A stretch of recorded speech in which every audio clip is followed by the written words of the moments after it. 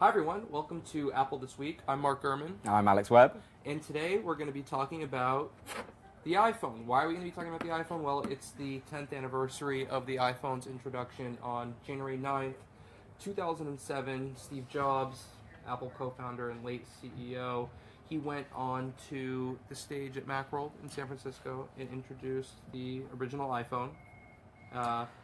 Come zoom in on this, check this out. So for those viewers who, might not be familiar or have an iPhone over 10 years ago, this is the original iPhone. It's very small, and if we compare it to today's phone, this is the 7 Plus, you can see the size difference is absolutely enormous. It's quite considerable. Yeah. Right, but, back to the point, we're here to talk about the iPhone's 10th anniversary and show the evolution. We're coming to you on the Bloomberg website, Bloomberg Terminal, Facebook, YouTube, and if you have any questions, please send those in, and we'll be sure to answer as many as we can.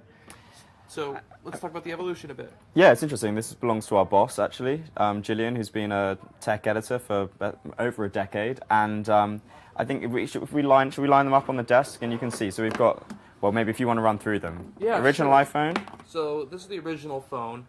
And the thing here is that radio transparency was very important earlier on in order to get onto the cellular networks when they're in their infancy. These are the data networks.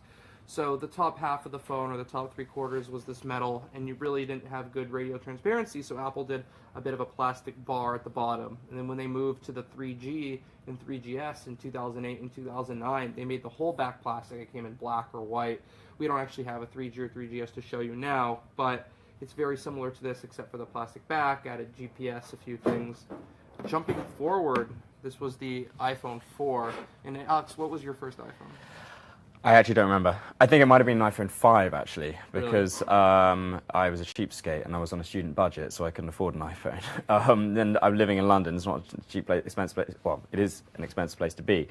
I did have an iPod Touch, though, which was sort of the precursor to the iPhone and heralded it in many ways. It was the kind of warm-up gig in some respects. Right. I mean, the iPod Touch came after the first iPhone, but a lot of people, to your point, had an iPod Touch before they had an iPhone. There was a lot of restriction based on the carrier availability. I remember when it launched. Were you in the UK at that point? It's actually on my year abroad in Germany, but yes, I was in Europe. And so I remember, and you could probably speak to this better than anyone, O2 was the first carrier to have the iPhone in the UK, actually outside of the United States. O2, how big were they back in the I mean, O2 traditionally is one of the bigger networks in the UK. It came out of the British national carrier, British Telecom, and was spun off from there and eventually acquired by a Spanish company, Telefonica. And so they are one of the biggest players in the UK. Right. I do remember, though, that the iPhone at the time was it was seen very much as the high-end product, which very few people had. And Right. I mean, I had HTCs and all sorts of things, and they were very much more affordable. I think this is Right. increasingly that trend has continued, but the iPhone has dripped down to everybody, and people are hanging on to their iPhones a little when longer. they came out the iPhone 3G, that was very much the turning point for the iPhone back in 2008, 2009, when they introduced the carrier subsidies. So you were able to get an iPhone for $199, and pretty much everyone who bought the first iPhone 3G was able to get it for that price, because that was the first time they would be getting a phone at a subsidized rate, unless they had another subsidized phone, a non-iPhone. But if you had an original one, you were getting a subsidized iPhone for the first time. After then, the prices went up $500, $600 without contracts. But let's jump into this phone, the iPhone 4. This phone, I think, was the turning point technology-wise. I remember, if we can zoom in on this, I remember the first time that I used an iPhone 4, I couldn't believe it because of the the quality with the glass on the front and the back, the metal on the sides, and the screen was super high resolution. And looking back, this was in 2010. It feels like yesterday, almost. You can see, I mean, this is the first iPhone with the front camera, the metal on the sides, very cool. But today, it's very small compared to the 7. What do you think? What do you think the biggest advancement year over year was? I mean, actually, I think one of the biggest advancements was opening up the platform to third-party apps. Right. Because not only did that drive a lot more revenue to Apple, it also increased the stickiness of it. And it made it harder to swap it for another device if you've got all of your data in third-party apps spread across your iOS universe. It's harder to get rid of that stuff. Right. And it also improved the functionality of the phone rather than the 6 or when it was 8 or 9 apps which were native Right. from Apple. You could then, I mean, I have probably far too many on my phone. I've got hundreds. Right. I want to show something pretty cool here. If we can zoom in on this, if we can see this, this is the original iPhone, and this is iOS 2, so the second version of iOS. It looks pretty much like the original version when Steve Jobs first showed the iPhone on stage, but this version sort of has app abilities. So you can see on the second page, there's a few apps there. Actually, you have the Bloomberg app. It's actually still functional. Which I'm sure everybody out there also has, and if they don't, they probably should. It's much different now on the iPhone 7 as it is here, but very big difference. Now you can set your own wallpaper. There's Apple Music. There's Siri, which we'll touch on a bit later. You know, I think the funniest thing is when I looked at this, I haven't seen an original iPhone in years. If you go to the messages icon, it actually says SMS on it, if you can see that here. This is back in 2007, 2008, SMS. Now we have iMessage, we have GChat, and speaking of which, I think we have some questions. Yeah, so we have a question. Why do you think the design hasn't changed that much? I mean, that's probably a little bit subjective. You could argue that the difference between that and this is pretty substantial. I can sort of see the point that the basic design language is kind of similar. You know, you have the buttons, the speaker at the top is kind of similar. Right. And I think there's probably an element of ensuring that there's familiarity for the user. They know how to navigate the way around this thing. If you came up with a massive sea change, then all of a sudden the consumer has to reacquaint themselves with a whole new way of navigating the thing. But also, fundamentally, the key figure in actually coming up with the design language for these things is Johnny Ive. And he has a particular aesthetic to which he is, of which he's a vast proponent. And for those reasons, one can imagine that that's why it hasn't changed fundamentally in terms of essentially having 2 buttons and the volume control, and that being the way that you interact with the phone. Yeah, fundamentally the phone hasn't changed, to your point. You know, they have the cameras on the back, you have the connector on the bottom, you have the volume controls on the sides. No camera on the front, of course, of this. Right, and the original, the size is different, the screen resolution, basically the core technologies, but it's still a grid of apps that you can jump in and out of. Of course, there's multitasking now, voice interaction, all sorts of stuff, control center, notifications. It's really interesting. Thinking back, the original iPhone, it didn't have a notifications system. They didn't really add notifications until iOS 5 in 2011. I can't believe it. There was a 3-year period where they didn't really have a notification system, but I think they waited a bit and they still got it right. And equally, I think the notification system in some ways was sort of informed by Facebook and news feeds, because that was, that became the way that people got used to, consuming information. Right, and I can well imagine there was a conversation in Apple around that time being like, we've seen what they're doing over at Facebook and then Twitter. We should probably lean on that idea to come up with our notifications feeds. Right, and in terms of the fundamental thing, another thing we wanted to talk about is the future of the iPhone. So here we are. We have all of these phones, fundamentally... Samsung, by the way. Sorry, ignore that one. Fundamentally similar, and this is the latest, the 7 Plus.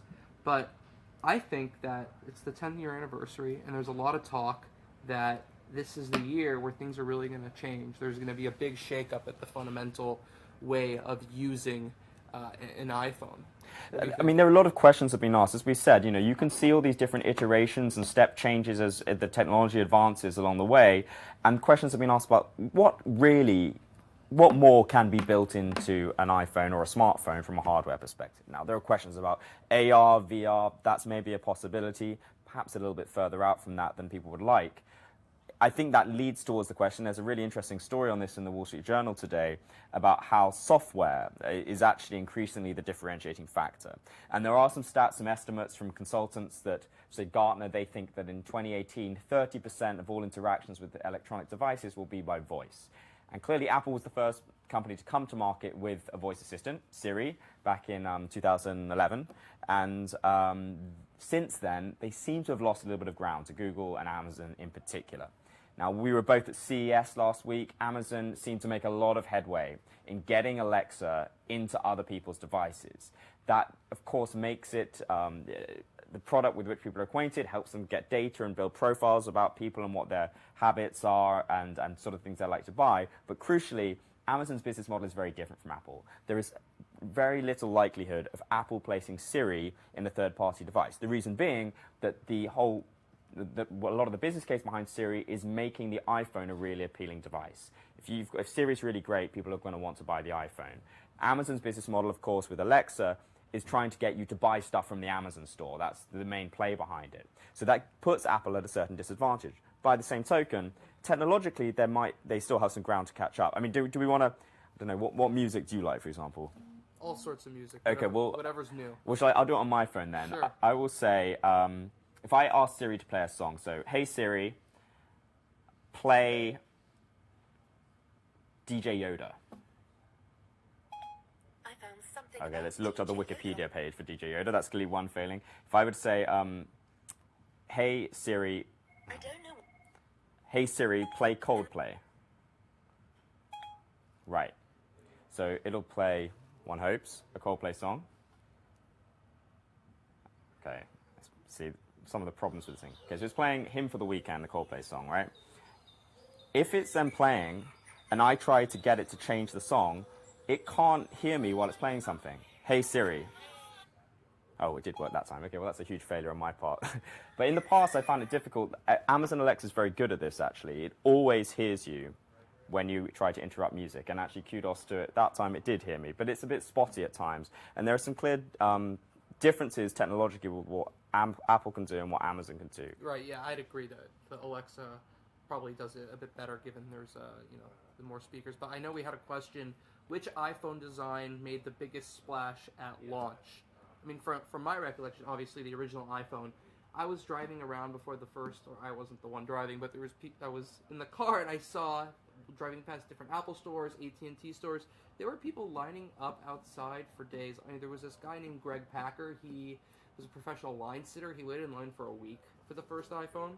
And then a year later, the iPhone 3G. There was actually a group of like 9 or 10 organic farmers in New York who waited in line, and they actually had a baby with them. And I think the story goes that the police or someone, said something, and they didn't let them wait outside the Apple store for over a week with a young child under like a year's old. So yeah, a lot of hype about the iPhone. The iPhone 4, though, I think was the one that really made a big splash. I mean, I think we can still. I think there's more to say potentially about voice assistants, Yeah, sure. And I think the point that I was trying to work towards until the attempted demo, Siri basically could see what was coming and clearly outplayed me. But the fact is that it's well, there we go. That's AI. This is the point that it has to be able to. There probably need to be vast improvements in Siri in order for it to be the compelling product which brings people to iPhones and away from other people's devices.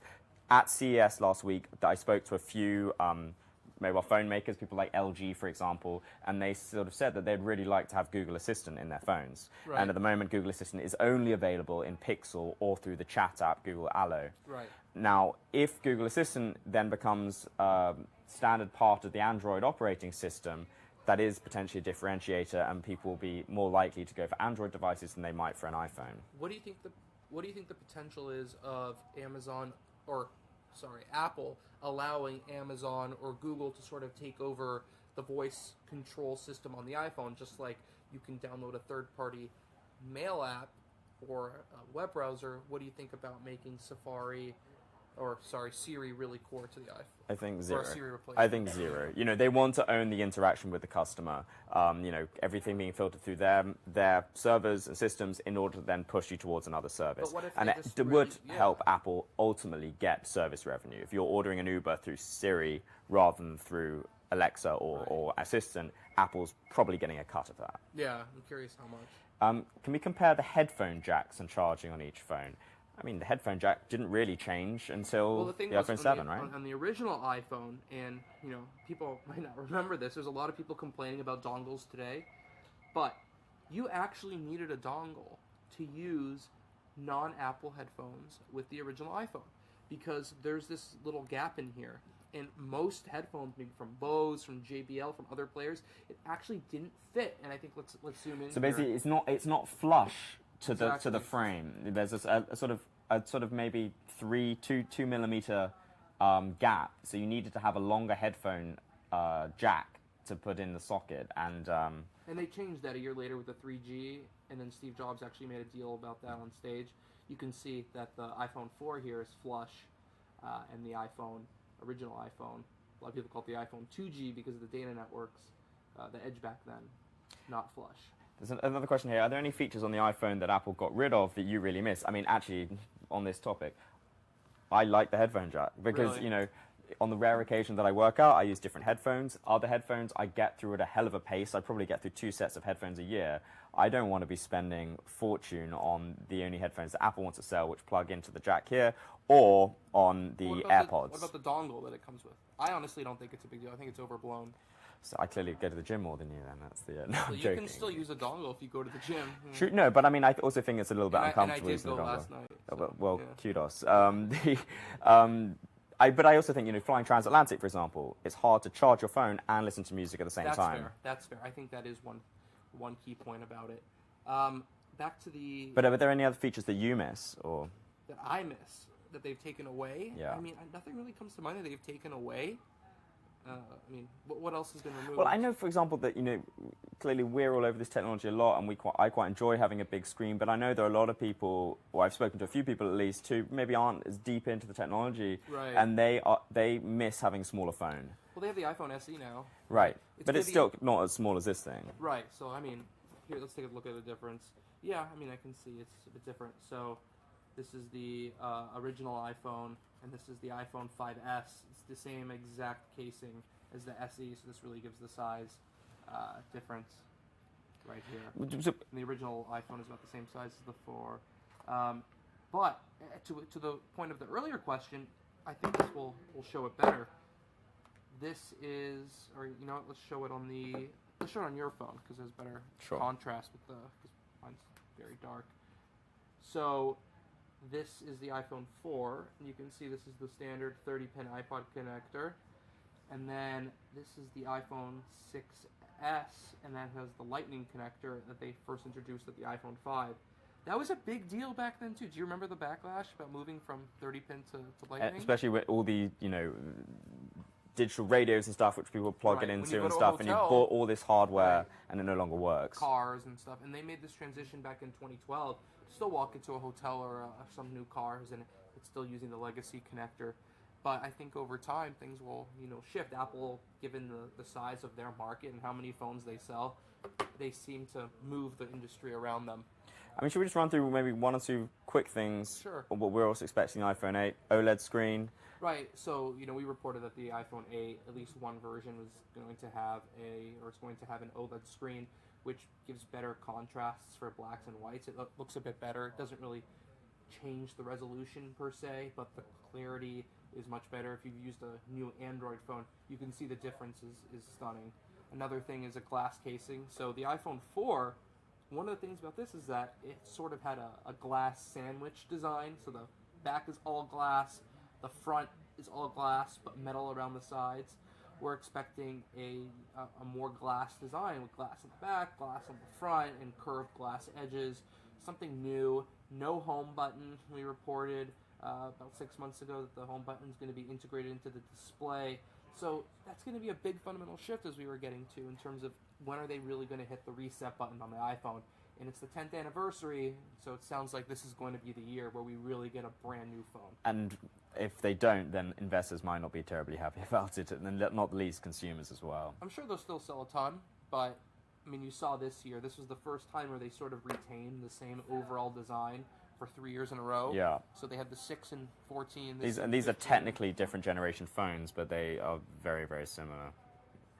Right. Anyway, so maybe we should wrap up. Yeah, let's do it. Thank you so much, everyone, for tuning in. Thank you. And please join us next week. Follow us on Twitter. Bloomberg as technology team is just @technology on Twitter, and we look forward to seeing you another time.